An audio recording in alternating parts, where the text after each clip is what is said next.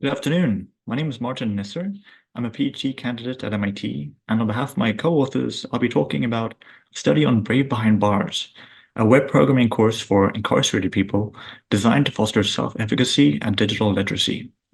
To introduce the work, I want to start with a short video in which some of our students discuss the program for themselves. So the site that I made was about reintegrating into society after incarceration. I just felt it was something that people don't really think about. They don't realize how hard it is for us to get back out there. At first, I was really stressed out, I'm not gonna lie. I thought about dropping it a few times, but I was pushed to stay in it, and I did. And I achieved some goals, and I nailed it. Me and the girls, we all got together. Oh, did you figure out this? Oh, did you see this? And we were all proud. The most satisfying thing is when you have written this program that has probably taken you hours and you finally hit run and it runs smoothly, no bugs. I don't even know how to explain it. It's just pure euphoria. So in this video, incarcerated students touched on the sense of self-efficacy they experienced from participating in the program. In this talk, I'll start by covering some background that introduces why fostering self-efficacy and digital literacy is key to stemming incarceration rates. Next, I'll introduce Brave Behind Bars, an introductory web programming course that we designed with these attributes in mind, and which we've taught for 3 years in US prisons and jails. I'll then introduce 2 studies we carried out to measure student self-efficacy and digital literacy throughout the program. Finally, I'll highlight some results that suggest key design decisions for future education programs in correctional facilities. Let's start with the background. As of 2021, the US had the highest incarceration rate in the world, with wide-ranging consequences both economically and socially. 0.7% of the US population was in prison or jail, and over 2% was under some form of carceral supervision, including probation or parole. A key cause of this is the recidivism rates, which is the rate at which people released from correctional facilities are eventually rearrested or reconvicted. This figure from the US Department of Justice shows the cumulative percentage of people who are rearrested after release. The data is for 400,000 incarcerated people that were released in 2005, and then tabulating rearrests over the following 9-year period. An estimated 68% of people released from a jail or prison in the US were rearrested within 3 years of release. 79% were rearrested within 6 years, and 83% within 9. The takeaway is that anyone that encounters the justice system for the first time will almost inevitably return to it. However, research shows that people who participate in post-secondary education while incarcerated are 20% less likely to return to prison, and those participating in any form of correctional education are 12% more likely to find post-release employment. 2 mediating factors that appear to play a vital role in these effects is the ability for education to foster self-efficacy and digital literacy. Self-efficacy is a widely used measure of a person's self-belief in their competence to tackle novel tasks and to cope with adversity. It's also well documented as a key predictor in preventing recidivism. On the other hand, digital literacy is key to achieving post-release employment for incarcerated people today, who typically lack access to computers and internet, depriving them of the digital skills to navigate the economic, social, and health-related resources that are now embedded in digital technologies. Our goal then was to design a class to stimulate general self-efficacy and digital literacy as key predictors of positive outcomes post-release.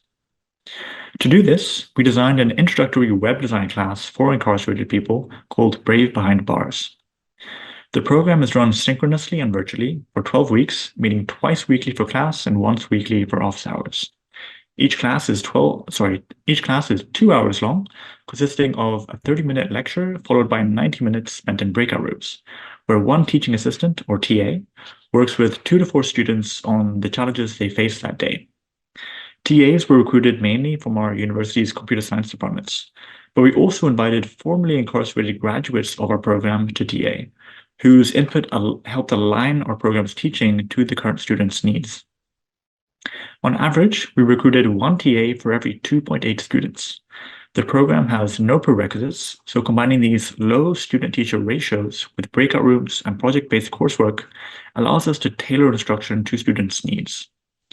We taught in both men's and women's units across 5 U.S. correctional facilities, allowing students from gender-segregated facilities to join the same virtual classroom to learn and work alongside each other. College accreditation is provided regionally through 3 partnering universities, allowing students to continue in degree-granting programs post-release. The program is 12 weeks long, and the lectures begin with covering the fundamentals of HTML and CSS, before proceeding to JavaScript, as well as covering special topics on items like CV preparation and presentation skills. In breakout rooms, students first use these skills to create a personal portfolio before starting their capstone project. For this, students design and implement a website that addresses a social issue of their own choosing. One example of a student capstone website is shown here. The pink print is their play on the word blueprint, and they designed a website to provide educational and gender-responsive resources that incarcerated women can turn to. The students' websites are published at the end of class, and I've added the QR code for the pink print website here for anyone interested. Other topics that students chose to focus on spanned issues like homelessness, domestic violence, and gun control. On their websites, students would include factual information about their topics, links to other resources, and contact information that people afflicted with these issues can turn to. Having covered the program and its curriculum, next I'll introduce the study we carried out to evaluate students' self-efficacy. In 2022, we designed a post-course survey to assess students' experiences of the program. We used both Likert type and open-ended questions to better understand the students' needs, concerns, and their overall assessment of the value of the course. We used a thematic analysis on survey responses, which suggested strong increases in both general self-efficacy and digital literacy. In response, we isolated self-efficacy and digital literacy as measures for a quantitative follow-up study in 2023. To measure self-efficacy, we use the General Self-Efficacy Scale, or GSE, which is a 10-item survey where participants respond to how true each item is for them. To evaluate digital literacy, we use the Computer Programming Self-Efficacy Scale, or CPSES, a measure of computational thinking comprising 16 items of 5 subscales. These are logical thinking, cooperation, algorithms, debugging, and program control. So next, I'll talk through our results, starting with our thematic analysis. And to put these in context, I'll show a brief outtake from our students' final presentations, where students chose to discuss some of their experiences firsthand. I enjoyed this class tremendously. I have learned so much that I would never have thought possible for me to learn. My favorite part of this class has been creating something that is going to help women all over the world due to the capabilities of the internet. It blows my mind that I am going to provide my help to every woman that is in the DOC system. I love just watching after I entered each code, refreshing my page, and saw it come together.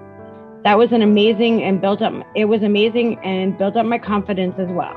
I thought as this came together, if I can accomplish this, then I can accomplish anything that I put my mind to. I got to admit, beginning this class, I hated coding. It was horrible. I couldn't understand it. It was like gibberish. But by the end of it, I absolutely loved it. I was up till 2, 3 in the morning doing it. I actually did this form late last night and applied it on the page myself. Here it shows you the different coding that I applied all on my own. Probably everybody looking at it has absolutely no clue what it says, which is how I felt when I looked at it. But once you get into it, you can figure it out. I'm so glad that I did this because I learned a lot about coding. First, when I first started, I was like, oh my God, how am I gonna do this? Now I can understand. Thank you, Amina, for your patience. Me and Jackie still saying, yeah, thank you so much. Control Z, Control Z. But now I can understand. I can like do coding, and all that stuff that I was like, what is this? Now I know what is that. And I think I'm going to go back to continue this when I get out. Student responses like these are detailed in our full thematic analysis in the paper, but I want to highlight a few quotes that relate to self-efficacy and digital literacy in particular. Touching on self-efficacy, one student reported, "I never thought I could do anything like this." Another remarked, "It showed me how to do something that I felt was so hard." Touching on digital literacy, another student told us that this class has given me more confidence in myself as well as using a computer. And another mentioned that one of the best parts of this class were the aha moments where it's like, I can code, I'm really doing it. For the statistical analysis, we evaluated student responses on these two scales, the general self-efficacy scale and the computer programming self-efficacy scale. This graph shows the distribution of student responses on the general self-efficacy scale. Responses before the program are shown in blue, and those after the program in green. Responses are on a 5-point scale from 1 to 5, which map to low and high self-efficacy respectively. Mean self-efficacy scores, shown as dashed vertical lines, increased by 0.3 after the program, although the distributions exhibit considerable overlap. We found similar results for computer self-efficacy across all individual subscales: logic, cooperation, algorithm, control, and debugging. The mean scores for the subscales all increased after the program, and this is largely due to a fall in responses in the 1 to 2 range of low self-efficacy after the program. We also conducted one-sided pair t-tests on our data, but our small sample size did not provide sufficient statistical power to make a determination about student self-efficacy. And please see our paper for more details on this. While many students comment directly on self-efficacy, other responses highlight mediating factors that offer important design considerations for digital literacy courses in carceral settings. Our low student-to-staff ratios support individualization in teaching, which is compatible with findings that active dialogue is key to fostering students' sense of self-determination and confidence. Another factor may be our heavy focus on open-ended design problems, which studies demonstrate are overwhelmingly endorsed by students. Project-based coursework on a website addressing meaningful social issues may be another factor. Studies have shown that performance accomplishments in the service of one's community leads to increased general self-efficacy. And another influencing factor may be the gender parity in our virtual classroom. Prisons in the US are gender segregated, but our virtual program enabled us to bring men and women into the same virtual room to learn together. And research suggests that contact between incarcerated men and women can help fulfill interpersonal needs. There were also findings that suggested current limitations in our program. One student reported that a previous programming class already increased their confidence, suggesting that subsequent exposure may have diminishing returns on self-efficacy. Also, self-efficacy measures before and after the program were not statistically significantly different from one another in our analysis. There are many possible explanations for this, not least of all, which is the volatility due to our small sample size and criminogenic effects of the environment that can impact factors beyond our control. These challenges are mirrored elsewhere in the literature, where several individual studies report non-significant results. These individual studies, like ours, add valuable data that are typically compiled in meta-analyses to achieve statistical significance from the ensembles. And future work is underway to provide the data volume required for more comprehensive analyses. We plan for these to better inform the design of correctional programs that increase self-efficacy as a method to combat recidivism. And with that, I thank you very much for your time.